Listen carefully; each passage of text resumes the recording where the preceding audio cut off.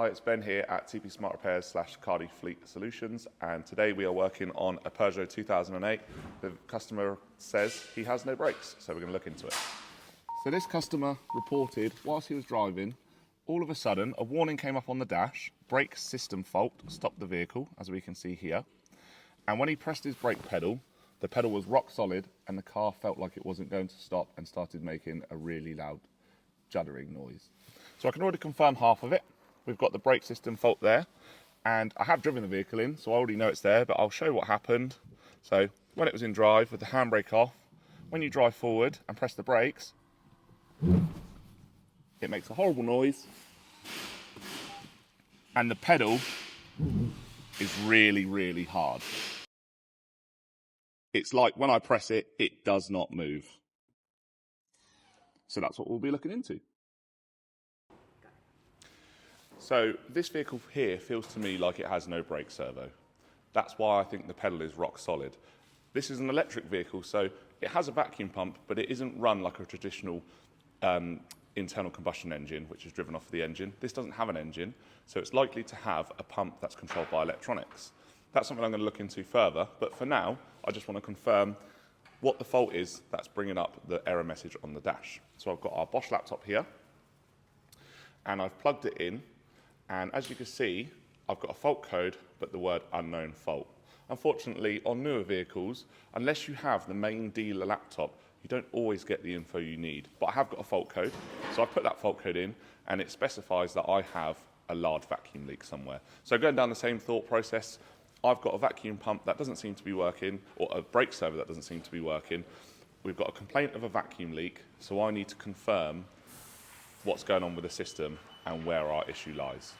My first step is to see, does the servo recognise any vacuum in the system? And I can do this with a laptop and a physical test, but we'll do it with the laptop for now whilst we've still got it out. So I'm going to go into my actual values, and I'm going to search for the word vacuum. Brake vacuum sensor, perfect. So the car is on, but what I will do is I'm going to turn it off and turn it back on again, because in theory, 5 millibar means we don't have any vacuum in the brake system. That might be why we've got a very hard pedal. So I'll just turn the car off, turn it back on. And if anything was to be, when I press this again, we should have, let's try the word continue, brake vacuum. No difference. We still have no vacuum in that brake servo. So for now, I'm going to go and check the brake servo. So what I'm looking for is the vacuum brake servo. That normally lives against the bulkhead because it attaches sort of where the pedals are. So as you can see, I can't really see it right now, but a key indicator tends to be where the brake fluid level is.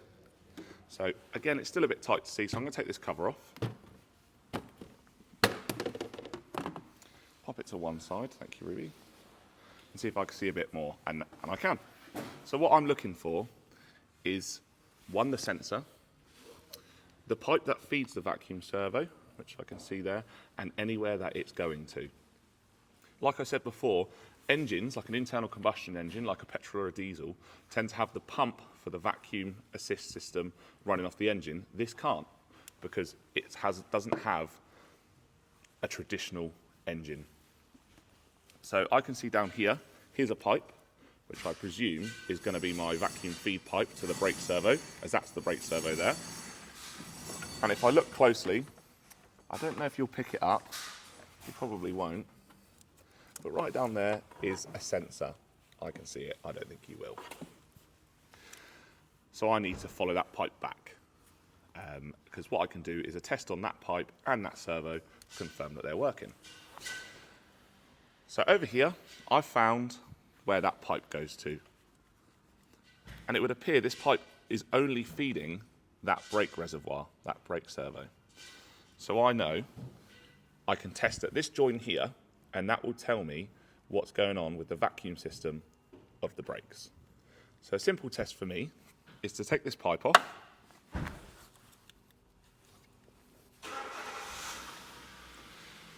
and apply a vacuum down that pipe to my brake servo and see if the pedal feels any better. So I'll go and grab the tool and we'll do that. So what I've got here is a little, it's called a MITI-vac, and this allows me to apply vacuum to systems. If I put my thumb over the end of this pipe and squeeze the trigger, you'll see this reading goes into vacuum, and that is now sucking on the end of my thumb. So it's applying a vacuum within the pipe itself. So what I plan to do is fit that to this pipe here. So it's got a rubber end, so it will seal itself. If I pop that in there and pump away, bearing in mind that brake reservoir is very big, so I'll have to sit here and pump for quite a ways to build up any form of vacuum in that system. Right. What you didn't see was I've just spent ages pumping this up, so we've got roughly half a bar of vacuum in this system. Now what I want to do is confirm that that fault code, where it says there's a big leak detected, isn't caused by this pipe or the servo itself. So what we'll do, we'll leave that like that. We have a gauge here monitoring for us. However, that value I looked at earlier will probably be very good for us to see more precisely than just a needle on there if we're losing any vacuum.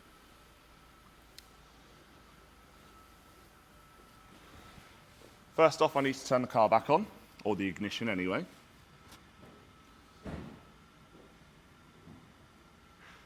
Which we are. Go back into our measured values.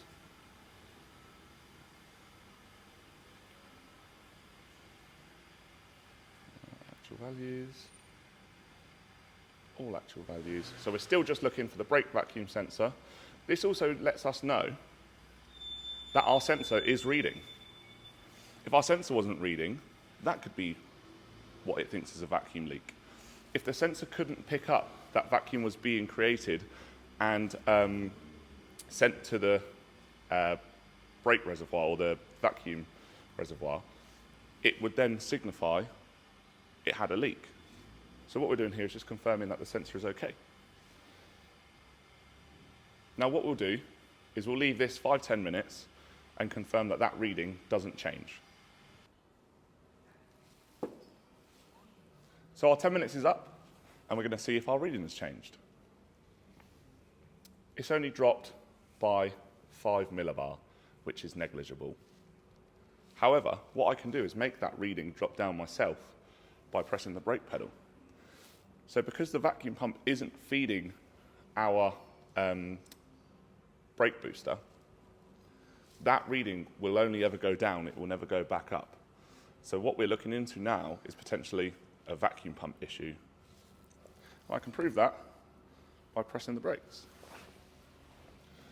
So if I press this brake pedal, 1, the pedal will feel soft like a normal brake pedal, and 2, that reading will go down. There we go. And the pedal feels quite nice. However, it won't last for long because we've run out of vacuum in the system. So that pedal is now rock hard again. So now we need to look into the electrics, into the vacuum pump. So what I'm going to do is plug the vacuum pipe back in. And we can see 2 big thick wires here, which would probably signify that is our vacuum pump. And this is the wires we need to check. So I'm going to go grab my multimeter, and we're going to see if that vacuum pump is powering up. So now I've got my multimeter, which is just a smart calculator, and we're going to see if we have any voltage to this plug.